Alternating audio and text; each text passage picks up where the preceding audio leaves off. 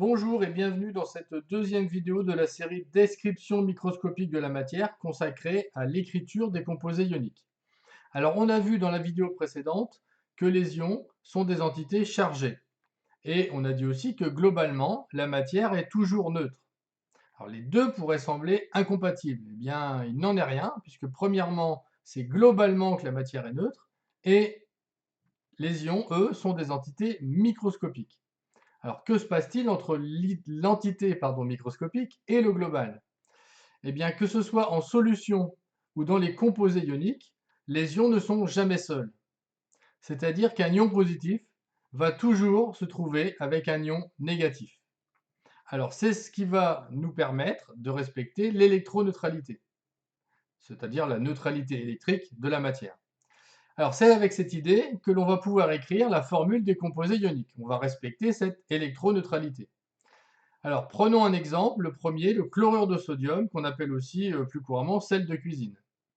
Alors, ce chlorure de sodium, il contient donc des ions chlorure, Cl-, et des ions sodium, Na+. Alors, comme les ions chlorure portent une charge négative et que les sodiums portent une charge positive, eh bien, il va suffire de prendre un de chaque, un chlorure et un sodium, pour respecter la neutralité électrique. Et donc, le composé ionique s'écrira tout simplement NaCl. Donc, aucun coefficient ici, puisqu'on prend un Na et un Cl. On commence, vous le remarquerez, toujours par écrire le cation en premier dans la formule du composé ionique. On va continuer sur un deuxième exemple avec le fluorure de calcium, qui est la principale source mondiale de fluor.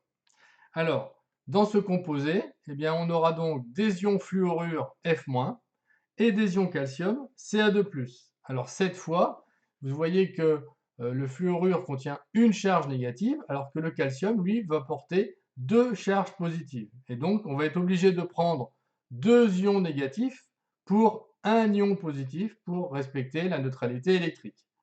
Et ainsi, le composé va s'écrire CaF deux fois pour indiquer qu'on a bien deux fois l'ion fluorure dans le composé. On commence toujours par le calcium qui est le cation. Alors pour voir si vous avez compris, on va faire deux autres exemples. Le chlorure de fer 3 qui est utilisé pour la création de circuits imprimés. Ce chlorure de fer 3 contiendra des ions chlorure Cl- et des ions fer 3 Fe3+. Et le sulfate d'aluminium qui contient des ions sulfate SO4 qui est un ion polyatomique, et des ions aluminium Al3+. Allez, vous pouvez faire une petite pause, essayez d'écrire les deux composés ioniques et on revient dans quelques secondes. Alors, on vous donne la solution. Voilà pour le chlorure de fer 3. Comme le chlorure porte une charge négative alors que le fer, lui, porte trois charges positives, il faudra prendre trois fois l'ion chlorure pour respecter la neutralité. D'où le nom, donc cation en premier, Fe, Cl, trois fois. Alors le plus compliqué ensuite, le sulfate d'aluminium. Alors là, deux choses. Premièrement, l'ion négatif porte deux charges négatives alors que le positif en porte trois.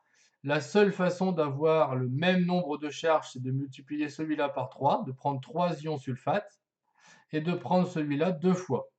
Comme ici on a un ion polyatomique, on est obligé d'entourer tout le groupe d'atomes avant de mettre le 3. Sinon ça ferait 43, ça serait plus rien à dire. Donc Al2, SO4, 3 fois. Voilà, c'est tout pour cette vidéo. Je vous remercie, à bientôt. Au revoir.